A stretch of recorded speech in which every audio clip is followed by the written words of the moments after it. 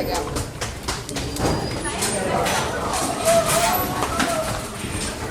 That's not even my mate. I know.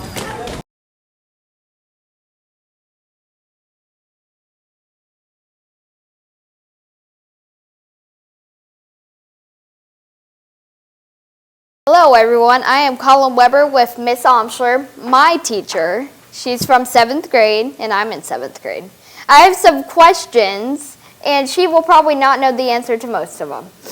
True, very true.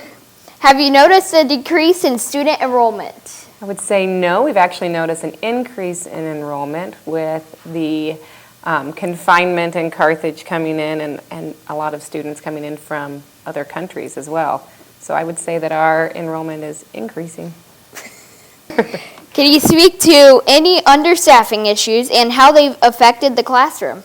Yes, I think that our school, it would be beneficial if we had paraprofessionals in every classroom, or at least more for the building to be shared by teachers. I also think we could use translators in the building that were here full-time, and a resource officer would be a great addition to our school, as well as an extra teacher to have on hand in case we need substitutes at last minute, or to just help in collaborating with how we design our curriculum and our classes.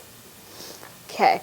Do you feel our school district has all the resources it needs?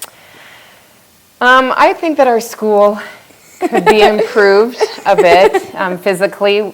It is an old building. It's a beautiful building. It's over 100 years old, and it has many great characteristics and traits, but I think that there are things that modern schools have that would be wonderful at our school. A greenhouse would be a great addition, more room, maybe more on the ground floor, more ADA compliance.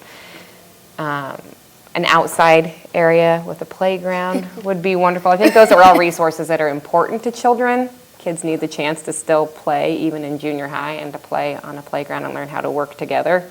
And I think that our school would benefit from a wonderful outdoor classroom and playground as well. How do you see the future of the school? I think the future of Carthage Middle School is glowing. I think that our school is going to continue to improve, looking at possibly the schedule changes that we are looking to make, chances to get students classes that they want to take, not just the classes that they are required to make their education more applicable to them. And so I think that Carthage will just keep improving and improving every single year. Okay. That's all the questions I have. Thank you so much. Thank you. Hello everyone, I am Colin Weber again, and now I am with Miss Bockenfeld, our principal. Hello. Hello. Have you noticed a decrease in student enrollment? This question is tricky for me because this is my first year here, but I do know that there was a very large 8th grade class last year, and when they moved to high school, another very large class did not come in. But we started this school year with 163 students, and now we have 170. Woo! So it hasn't decreased this year from that, but last year was 183. Ooh. Have any budget cuts been made that have impacted our school district? Our administrative team and school board has been very financially responsible, and that has not been felt yet. We will have one less teacher in school next year, and we have had less support staff with paraprofessionals when the individual in the position left or resigned, they were not replaced this year. So when I say it hasn't been felt yet, I am curious to see how it will be felt next year. Can you speak to any understaffing issues and how they've affected the classroom? I think going back to the paraprofessionals, the aides that are in the classroom help the teachers with their material and their preparation. They help students get individualized extra help, and they help in the office as well. Having more adults to help students learn is great. Having fewer is tough. Do you feel our school district has all the resources it needs? I believe that curriculum and resource-wise, yes. I think that people before me and teachers here have been given the resources they need to teach the best they can. The physical space gives us some trouble, and it would be helpful to have some additional classrooms. It would be helpful to have all classrooms in one building, in one space. But as far as curriculum, I think that we do have good resources. Okay. And the final question. We decided to add one. Oh gosh, Okay. I'm not prepared. What do you think the school's future is? There is some push for our district to be one district and have more similarities between primary and middle school. Some of that will be in place as soon as next year with a combined handbook for families. And so we're moving towards that one district mindset versus primary versus middle school and some of the differences between the two. But otherwise, as far as community, this is a great community, Carthage. The families are very supportive of the school and the students for generations.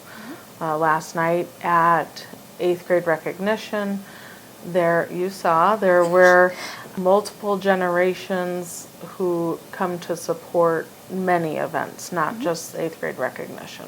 Hey, and that's all the questions we have. All right. Thank you. Thank you.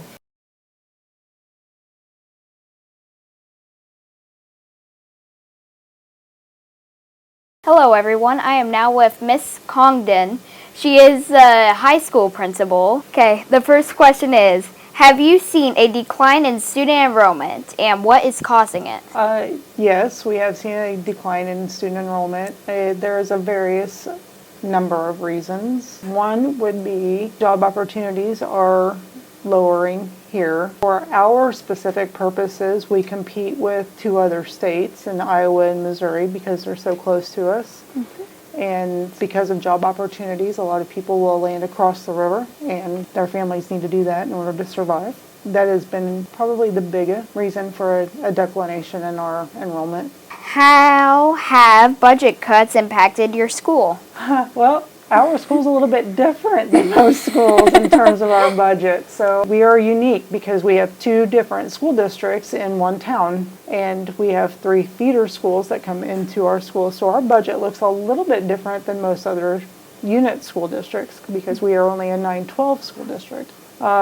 Budget cuts are a big part of what we struggle with in terms of not being able to hire teachers to teach those elective courses that we need to give students a various number of opportunities to study things that they may or may not be interested in, but to at least expose them to different things. That's been a big one. Also having some resources to fit the needs of students who need the additional help because they are advancing into a collegiate level courses post-college or vocational classes. So that impacts all of that in various ways. What programs or services have been reduced or lost due to funding issues? We have our social worker resources have declined. Not having the ability to have someone that can help us a great deal with truancy. We have to share that with our regional office of education, and they're out of Macomb, so they're not even in the same county as we are in. Resources is a big one, especially for students who have mental health needs or various learning disability needs that we would have to outsource help for. Psychological needs for testing purposes, things of that nature. That's drastically hurt us, especially being in a rural area. Are you facing any teacher or staff shortages? How does that affect the school day? We are fortunate. We do not have a lot of teacher shortages. It does affect our school day. As a matter of fact, before you came in, I was talking with our guidance counselor about whether or not we needed to increase our credits because of the schedule changes that we've had, but how we are going to offer more hands-on learning. Because we are a large agricultural community, we have a lot of need for the auto mechanics, the diesel mechanics, the welding, the wiring, the electrical, all of the things. And we do our best to service all of those needs, but we always look for things and ways to make that better. What resources does your school need but currently lacks? A lot. What resources? Let me think of some big ones. Having space is a big one. I think that if we had the ability to have our own school and our own building where we could expand and make lunchrooms bigger and have additional equipment for our athletic and space to store that we would be able to have more comfortability for our kids and not have class sizes that were over 15, which doesn't sound like a big class, but it can be. How are students affected by these challenges, academically or emotionally? Both. Academically, we are challenged because we can't offer the advanced level courses that some kids need if they are on the college track. That's a struggle, and that is something that I remain cognizant of. For the emotional track, it is difficult to fit the needs and meet the needs when our resources are in counties outside of us. And we don't have lucrative businesses for spouses of employees who would service mental health. We don't have opportunities for jobs for them here. So it's hard to get people to come work here. And so those resources are very limited for us. What opportunities do rural students miss out on compared to large school districts? There's a lot of business activities, economic activities. I think we drain our stakeholders, our community members, in ways that bigger districts do not have to. The pool is much smaller to grab from. There's also educational needs and things. So the only university, well, we have two universities that are local. One's in Quincy and then one's in Macomb. One's only a state university, the other one is private. But we do have small junior colleges that are around, but those needs for being able to offer pathways or pipeline opportunities is limited because of the geographical space that is between us. And I wish that was something that we could offer more of, as well as additional electives. Art classes are great, but one teacher, resources become a struggle. So space, I'd like to have space. How does the community support the school in tough times? We have a fantastic community that supports us. We have the ability to have grants from one of the businesses that's actually in another county that helps support us. Locally, our hospital, tremendous benefit and supporter of our school. Our local community college, they come in and do dual credits with our kids and they support us. Local businesses support us through athletics, academics. It's a drain for them too in a small community because they don't have as much opportunity themselves, and so they do what they can, but it can drain them. What do you wish outsiders understand about rural schools? Our kids are just as intelligent and capable as everyone else. And I would even venture to say even harder working. I think that they have more responsibility personally and academically because they are fighting a steeper hill to have the opportunities that they get. What gives you hope for the future of rural education? Our community. In rural communities, you typically find a community that's going to stick together, band together, and want to see what's in the best interest of their kids. And that gives me great hope that we're not going to lose that and that our kids get to see that. So, again, responsibilities are a little bit different, so they know what they're working towards, and I appreciate that, and that gives me great hope for our future. Okay, and final question. Yeah. How do you see the future of the school?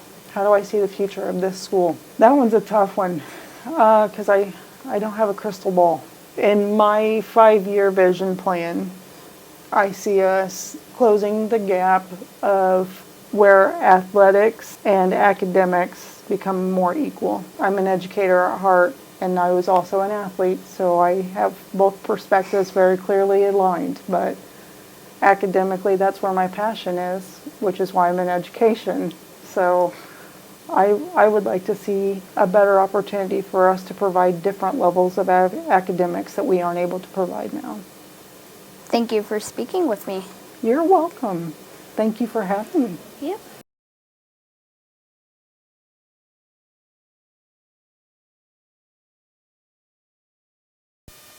I'm now with Mr. Day. He is the superintendent of the CESD 317. And I'm going to ask you 11 questions. Have you seen a decline in student enrollment, and what is causing it? So traditionally, south of I-80 in Illinois, there has been a slow movement of decline in enrollment across the state of Illinois. Here at Carthage, we have stayed steady with our enrollment. We have not seen a decline like others. But our population has changed with demographics.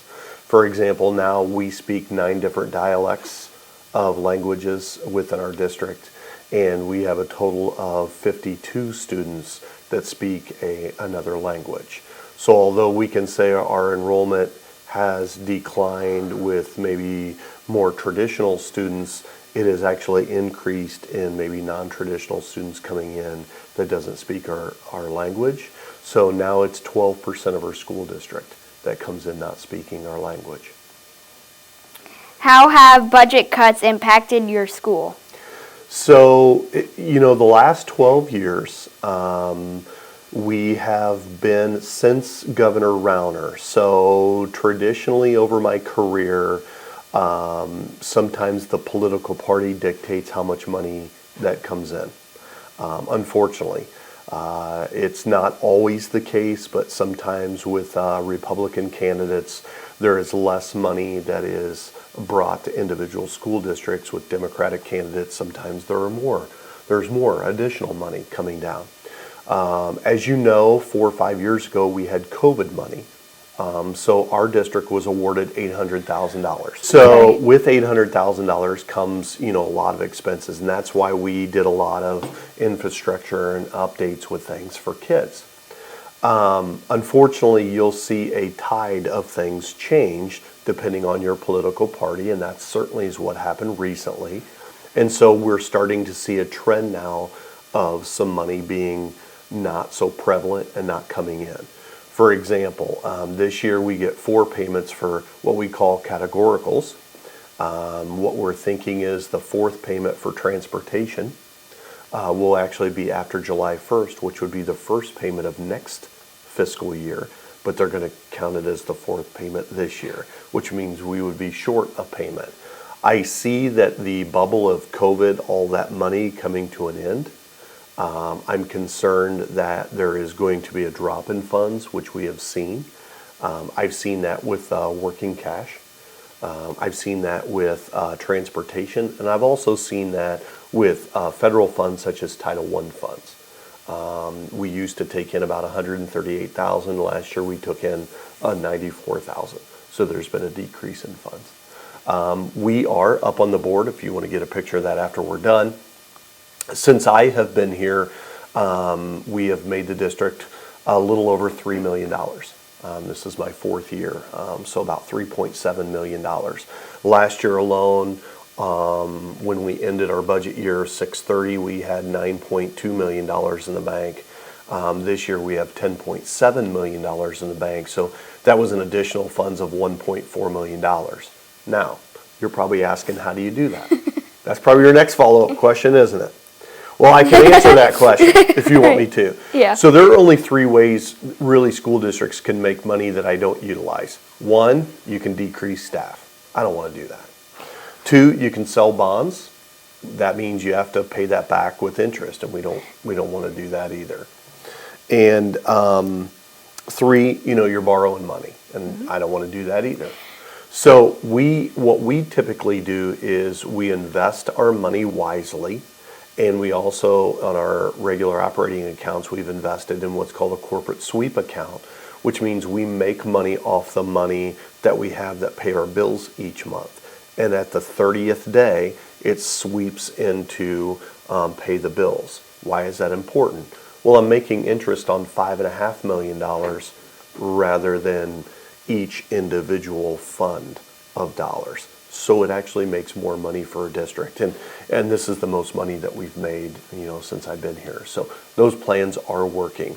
But, you can't, the only thing that I would tell people is you'll never lose money investing in yourself. You too.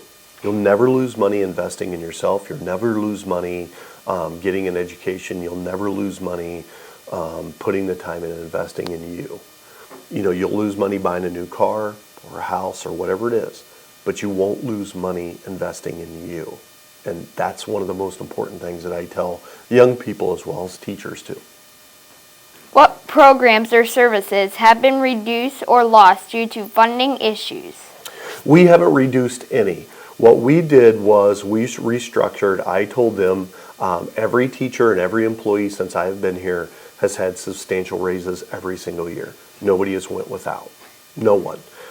When I first came here, I volunteered to take 3 years of no salary increase.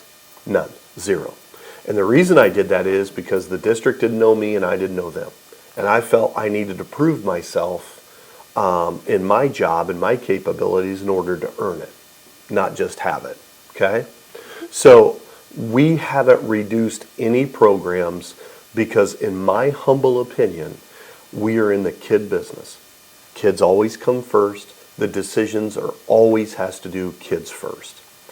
And with that said, if we start decreasing programs because of things, then my question would be, why are the doors still open?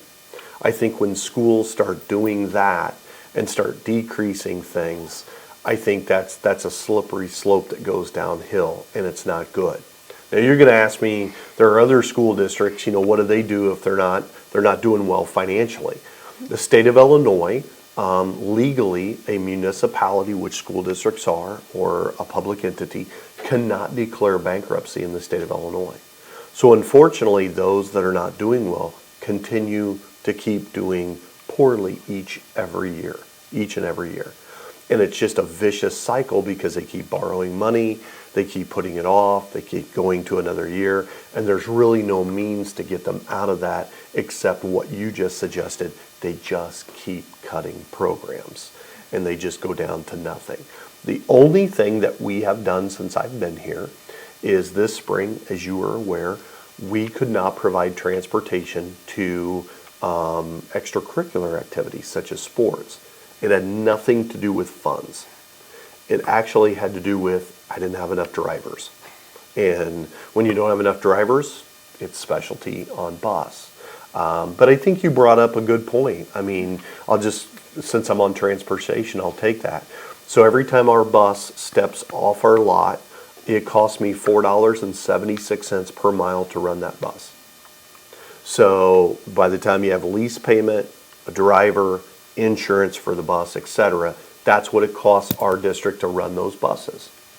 So when the state says I'll reimburse you at 59 cents or 74 cents, that means every time we spend $1, they're supposed to reimburse us 100%, but they only reimburse us at part of the dollar, so 74 cents on the dollar. That's initially why sometimes, and you see all my figures, and I'm sure you're going to scroll to that. That's one of the lesser amounts that I've made this year was on transportation because those are variables I can't really plan for.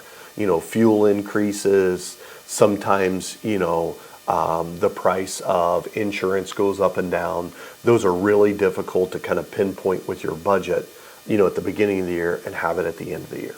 So, Are you facing any teacher or staff shortages? How does that affect the school day?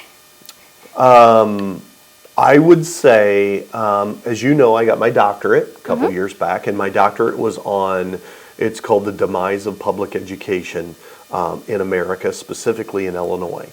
And it has nothing to do with kids, nothing to do with curriculum. It actually has to do with the decrease in qualified teachers, not just in Illinois, but nationally. I have theories, and the research is based, because it's researched, that we face it just like everyone else. I think some districts are worse than others. Some districts do not have staff at all. They just have permanent subs. We don't have any of those. Just a kind of a warm body in there. We don't have that. We're fortunate that we get applicants every year. There are some school districts that don't get any applicants. When I first started out, there would just be boxes of applicants. Somebody for one job, and you'd have to weed through there. Now we're hoping to get one, maybe two. Sometimes we don't get a certified teacher, and we have to have, a teacher that maybe doesn't have the degree in that particular thing that they're teaching, and we have those. I will say that some of the theory and some of the research shows that this is self-inflicted. We call those generational jobs. So let me explain. When you're in public service, I would say, and also some jobs that are not in public service, such as firemen, policemen, nurses, teachers, most of the research will show that those people went into that career because what we call those is generational. Somebody in their family went into it before them and influenced them to be that. My dad was a plumber, so I want to be a plumber. My grandma was a nurse, so I'm a nurse. Or, Cody's a fireman, so, is his child going to be a fireman? I have 2 daughters, and one's going to be a nurse like her mom, and the other one, Josie, as you know, is going to be a social worker, which is going into education. However, over the last 10, 15 years, what we have noticed is a steady decline because the same people that used to influence to go into those jobs, your family, are now telling them not to go into that job. So why is that? What are the reasons for the decrease in people that don't want to be a teacher?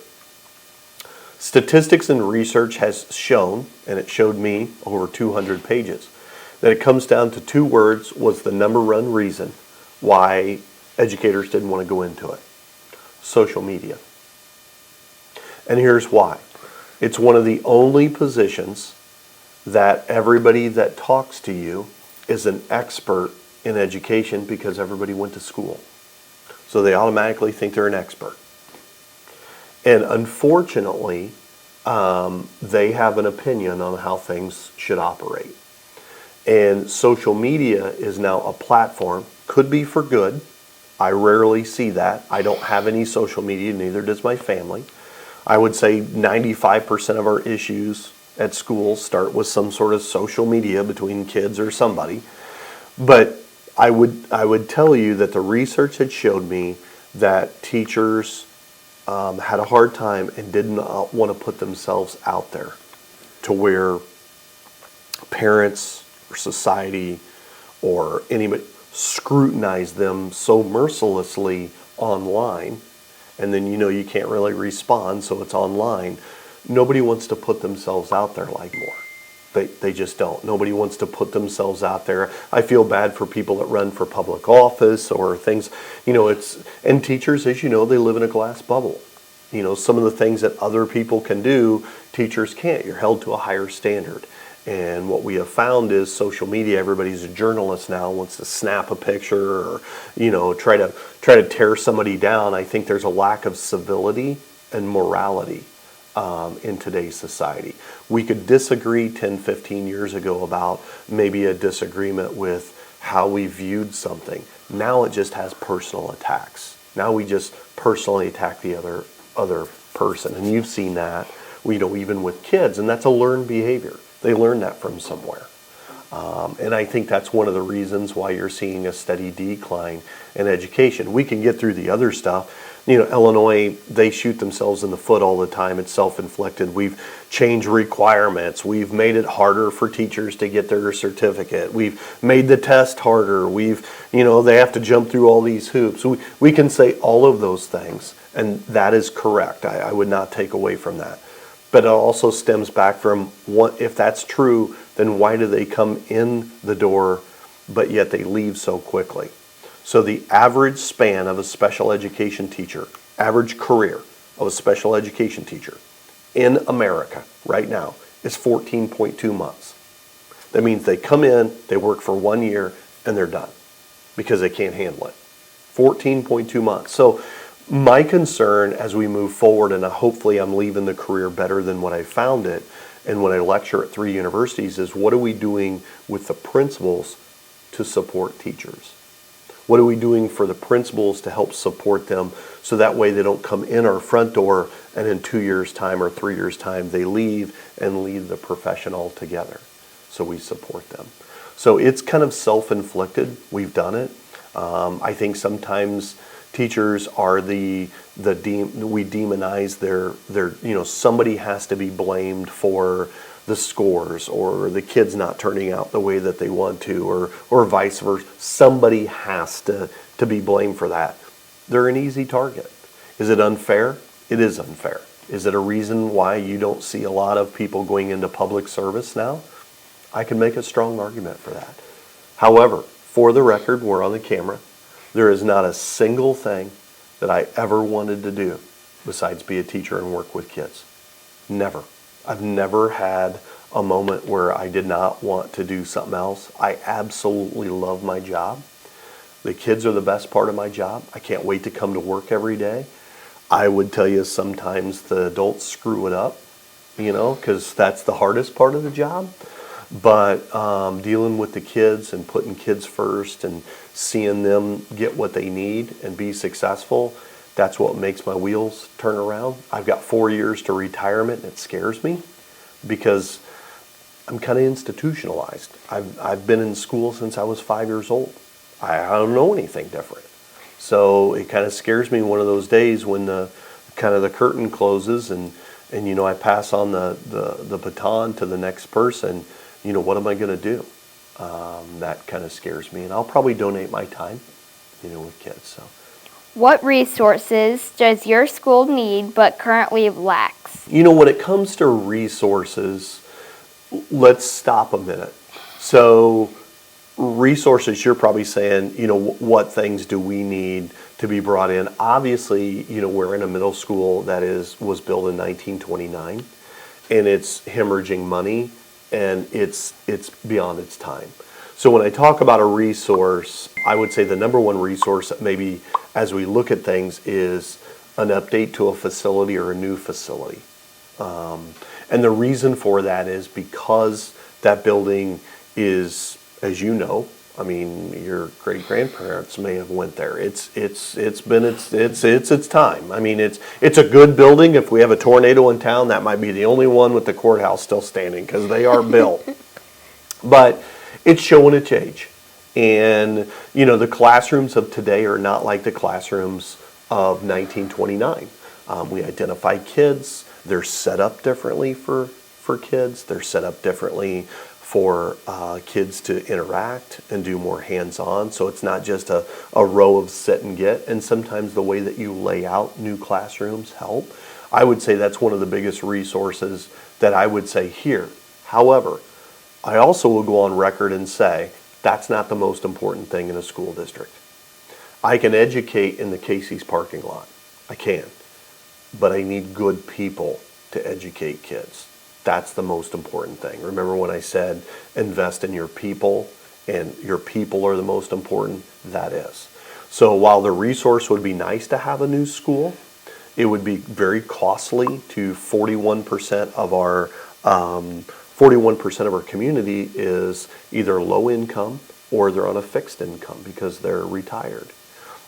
It's not fair to them to raise their taxes $600 a year for a $100,000 home on a fixed income just so I can have the shiny new penny with the new school. I'm not for sure that's fair to them either. I would rather invest in people than I would buildings, because I think that's what makes the difference of your successes, is your building. But, I mean, if somebody dropped in Warren Buffett and said, I'm going to give you $50 million for a new school, I'm not going to say, hey, you know, that's all right, you can have it, we don't need it. I'm probably going to say, thank you very much. So, yeah. Question number 9. Yeah. What do you wish outsiders understood about rural schools? You know, that is a great question. I never really have had that issue because I've always been in rural schools. It's funny, I go to Chicago with the board, you know, the first, it'd be the third Friday in November, and we go for the Triple I conference. And I have people up there all the time ask me how Southern Illinois is doing. Hey, how's downstate Illinois? How's Southern Illinois? And I always have to tell them I don't know, because I'm in the central part of the state and there's 4 hours south of me. So I don't know. I think there's this misconception that anything past I-80 is Southern Illinois.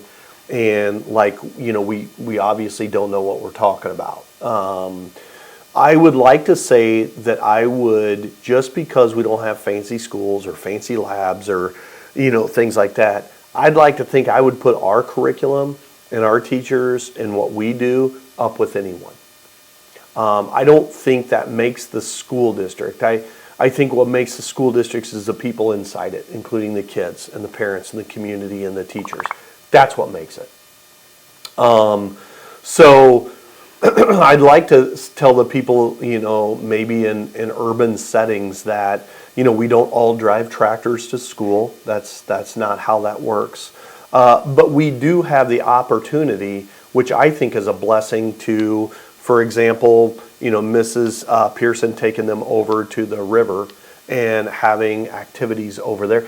That's not what you would see up there.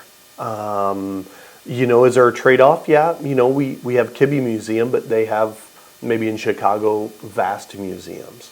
I'd like to also think that, you know, we have some hands-on things, you know, with maybe our garden that's going to go in, or maybe a field trip that we would have that would be out. I'd like to think that that's what I would want them to understand, that just because your building is not shiny or fancy, or just because it doesn't encompass thousands of kids, does not mean that it turns out a poor education. I'm a country school kid myself. You know, I grew up in Abingdon, so not too far from here, and you know, it turned out well for me. I think it all depends on the kid himself or herself on how much that they put in on their own to receive that education. I think it's there if you want it. I think, but that 50%, they have to be, you know, willing to take that in to, you know, to push themselves. So. What gives you hope for the future of rural education? Well, the thing for me is rural education. I think enrollments in certain communities will decrease. I do, and I have a theory about that.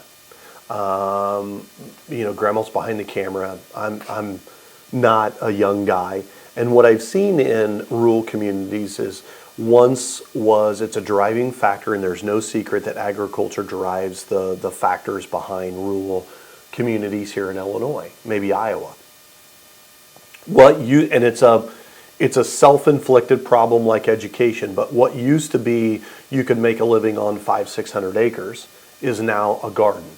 You know, it's now you have to have, you know, thousands of acres to make a living with massive amounts of equipment.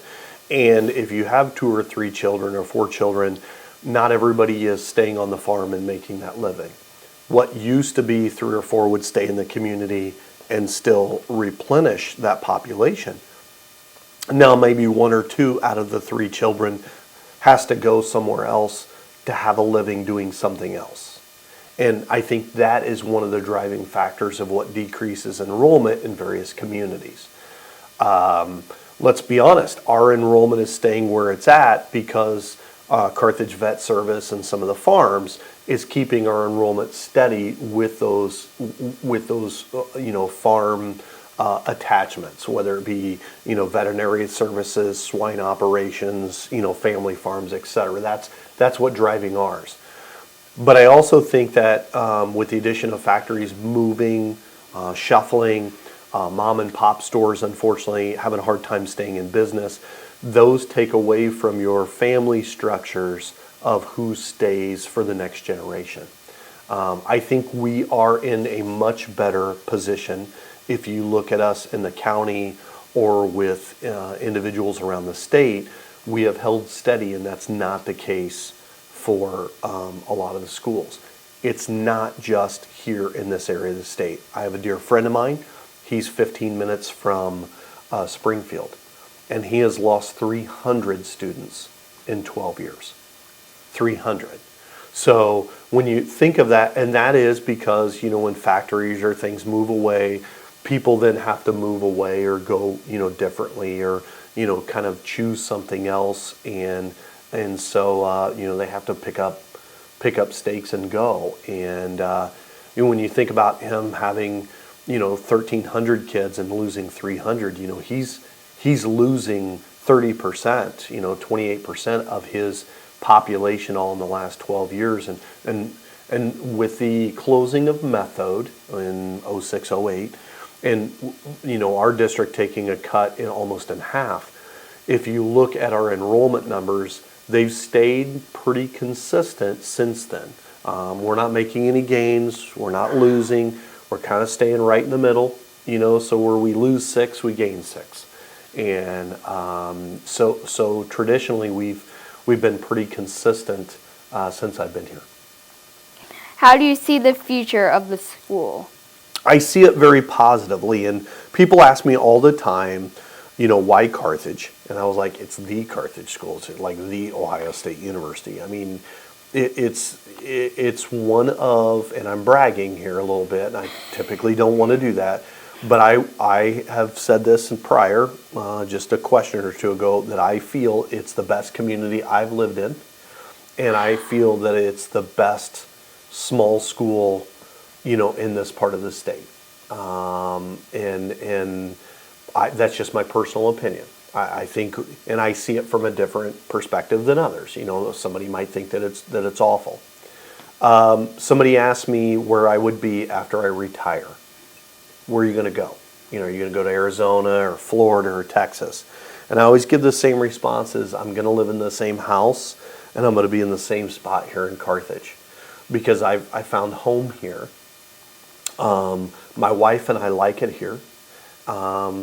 I think my oldest daughter, she's going to be a nurse in her last year of nursing, and her hopefully future husband, fiance right now, is going to be a math teacher, and I'm trying to get them to come up here rather than stay around the Springfield area, because it's a special place. But I have no intention of going somewhere.